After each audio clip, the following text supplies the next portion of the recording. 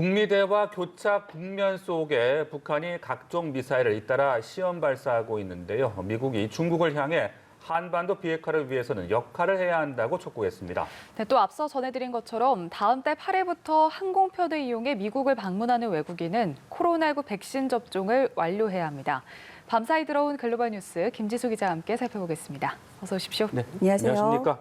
미국과 중국의 갈등이 계속 심각한 상황인데 미국이 중국을 향해서 한반도 비핵화와 관련해서 역할을 해달라 이렇게 촉구를 했다고요? 네, 미국 국방부가 북한이 지난 19일에 신형 잠수함 발사 탄도미사일 SLBM을 발사한 사실을 재확인하고 중국의 역할을 촉구했습니다.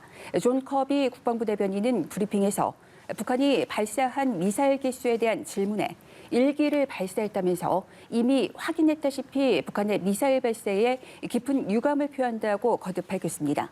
이어 중국은 북한의 영향력을 가지고 있고 한반도 비핵화를 달성하는 데 있어 중요하다면서 미국은 중국이 영내 안보라는 상호 이익을 위해 더욱 기여하고 협조적이기를 바란다고 강조했습니다. 그러면서 중국은 대북 제재에 있어 힘을 모으거나 북한이 한반도 평화를 위해 옳은 결정을 내리도록 도울 수도 있다며 중국이 할 수 있는 일은 많다고 강조했습니다. 그는 또 우리가 원하는 건 한반도의 평화와 안정이고 이를 성취할 수 있다면서 중국은 원한다면 여기에 긍정적인 역할을 할 수 있다고도 전했습니다. 네, 중국이 어떤 입장을 밝힐지 지켜봐야 할 것 같습니다. 다음 소식 만나볼 텐데요. 미국 뉴욕타임스가 위안부 피해자 고 김학순 할머니의 부고 기사를 실었다는 소식인데 김 할머니가 돌아가신 지 24년 만이거든요. 어떤 내용이 실렸나요? 네, 고 김학순 할머니는 일본군 위안부 피해자로서 처음으로 피해 사실을 고발한 인물입니다. 뉴욕타임스는 25일자 지면에서 부고면의 절반을 할애해서 간과된 인물들 시리즈의 일환으로 김 할머니의 생애와 증언의 의미를 대대적으로 보도했습니다. 이날 보도는 김 할머니가 1997년 12월 세상을 떠난 지 24년 만에 일본군 위안부 피해자 문제를 재조명한 겁니다. 뉴욕타임스는 1991년 8월 김 할머니의 첫 기자회견을 부고 기사로 시작을 했고 그의 강력한 설명은 일본의 많은 정치 지도자들이 수십 년간 부인해오던 역사에 생생한 힘을 실어줬다고 평가했습니다. 성폭력 피해자라면 침묵을 지키는 게 일반적이던 당시 한국 문화에 용기를 낸 김 할머니는 세계 각국에 있던 일본군 위안부 피해자들의 추가 증언을 이어지도록 하게 했습니다. 뉴욕타임스는 김 할머니는 20세기의 가장 용감한 인물 중 한 명이라면서 역사학자들이 위안부 문제를 연구할 수 있었던 것도 1991년 그녀의 회견 덕분에 본격화할 수 있다고 평가했습니다. 네. 네, 계속해서 코로나19 상황도 알아보도록 하겠습니다. 미국이 비행기로 방문하는 외국인의 경우 백신 접종을 완료해야 된다는 입장을 밝혔다고요? 네, 이번에 발표된 새 기준을 보면 다음 달 8일부터 항공편을 이용해 미국을 방문하는 그런 사람들은 18세 이상의 경우 외국인의 그 백신 접종을 완료해야 합니다. 여기에 예외도 뒀습니다. 만 18세 미만 청소년과 어린이, 또 의료적인 이유로 접종하지 못하는 사람, 또 긴급한 인도주의적 사유가 있는 이에게는 이 기준을 적용하지 않기로 했습니다. 다만 이들은 탑승 전에 코로나19 검사 결과 음성으로 나온 증명서를 제시해야 합니다. 접종이 인정되는 백신은 미 당국의 사용 승인한 백신은 물론이고 세계보건기구 WHO가 인정한 백신도 포함됩니다. 미 당국은 항공사들이 비행기 탑승 전 승객이 이런 요건을 갖췄는지 의무적으로 검사하도록 했고 미국 도착 후에 무작위 검사를 하기로 했습니다. 규정 위반이 적발될 경우 벌금을 항공사에 물리도록 했습니다. 이번 정책은 그동안 미국의 방침을 대대적으로 변경한 겁니다. 상대적으로 확진자가 적은 한국은 입국 제한 대상이 아니었습니다. 코로나19 검사 결과 음성이면 미국에 그동안은 입국할 수 있었습니다. 그러나 이번에 새로운 기준이 적용됨에 따라 한국 역시 검사 결과에서 음성이 나와야 하고 또 백신 접종까지 완료해야 한다는 그런 규정을 따라야 하게 됐습니다. 네, 백신 접종의 중요성을 좀 더 부각했다 이렇게 볼 수 있을 것 같고요. 미국의 소식이 하나 더 있군요. 미국도 위드 코로나로 점차 접어들고 있는데 감염 여부를 스스로 확인할 수 있는 기기 개발에 박차를 가하고 있군요. 네, 미국 정부가 코로나19 자가 기기 검사 기기를 대량적으로 생산할 수 있도록 그런 준비에 나섰습니다. 미 보건복지부는 신속한 승인 절차를 통해 자가 검사 기기를 더 싸고 또 손쉽게 이용할 수 있도록 하겠다고 밝혔습니다. 이를 위해 복지부 산하 국립보건원은 처방전 없이 구매가 가능한 기기의 수량을 늘리기 위해 7천만 달러를 투입할 계획입니다. 미국 정부가 나서서 겨울철 수요 급증에 대비해서 집에서 신속하게 검사할 수 있는 기기를 더 저렴하게 대량으로 생산하겠다는 겁니다. 미국에서는 지금도 자가검사 기기를 판매하고 있지만 보통 개당 3만 원이 넘습니다.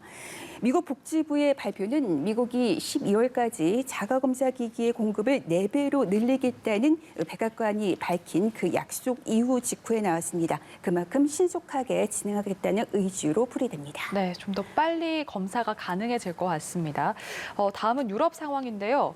백신 접종률이 높아져서 방역 조치를 완화를 했더니 다시 확진자가 급증하는 그런 나라들이 많은데요. 그런 나라들 중에서 다시 방역 조치를 강화하는 국가들도 있다고요. 네, 네덜란드도 그중에 하나인데요. 지난달 제한 조치를 대부분 풀고 식당과 같은 곳에 갈 때는 백신 패스를 제시하도록 했습니다.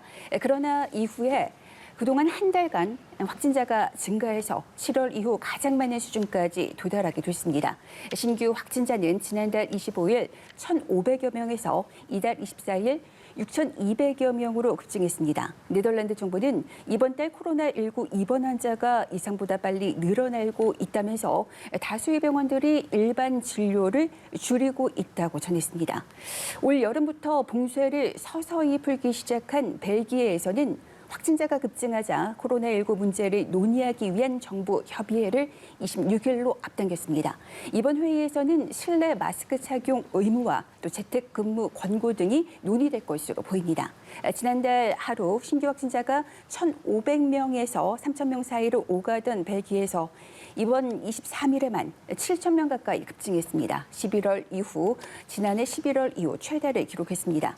두 나라의 백신 접종률은 전체 성인 중 접종 완료자가 80% 안팎을 그렇게 차지하고 있습니다. 반면 포르투갈은 위드 코로나의 모범 국가로 평가받고 있어 주목되고 있습니다. 월스트리트 저널은 지난 1일부터 대부분의 방역 조치를 풀며 위드 코로나를 시작한 포르투갈의 경우 대중교통이 관광객으로 만석이 되는 등 예전으로 돌아가고 있다고 전했습니다. 인구가 1,000만 명 수준인 포르투갈의 하루 평균 신규 확진자는 약 750명으로 유지되고 있습니다. 포르투갈의 위드 코로나가 안정적으로 자리 잡는 데는 높은 백신 접종률 때문이라는 분석입니다. 포르투갈의 전체 인구의 86%가 접종을 완료하며 세계 1위를 달리고 있습니다. 여기서 주목할 건 포르투갈의 위드 코로나가 유럽의 다른 국가들과 차별화됐다는 겁니다. 포르투갈은 높은 접종률에도 긴장을 놓지 않고 마스크를 완전히 벗지 않는 조심스러운 공존을 택해서 위드 코로나가 안착돼 가고 있다는 평가를 받고 있습니다. 네, 뭐 이런 부분들을 참고하면 우리나라도 참고를 하면 좋을 것 같습니다. 또 미국에서 어린이용 백신을 이르면 다음 달부터 맞을 수 있을 전망이다라는 소식 저희가 어제 전해드렸었는데요. 점점 긍정적인 신호들이 계속해서 나오고 있습니다. 모더나 백신에게서도 이 어린이를 대상으로 좋은 결과가 나왔다고요? 네, 미국 제약사 모더나가 자사 백신이 이제 만 6세에서 11세 사이에서 어린이에게 임상 시험을 했더니 안전하면서도 강력한 효과를 보였다고 밝혔습니다. 모더나는 어린이 4,700여 명을 대상으로 한 코로나19 백신 임상 시험 잠정 결과를 발표했습니다. 임상 시험에 참가한 어린이들에게 성인 용량의 절반을 28일 간격으로 2차례 투여한 결과 젊은 성인과 비교했을 때 1.5배 수준의 항체를 생성했다고 모더나는 전했습니다. 모더나 백신을 맞은 어린이들이 겪은 부작용은 대부분 피로, 두통, 열과 같은 가볍거나 보통 수준의 증상인 것으로 나타났습니다. 심근염과 같은 희귀 부작용 사례는 이번에 보고되지 않았습니다.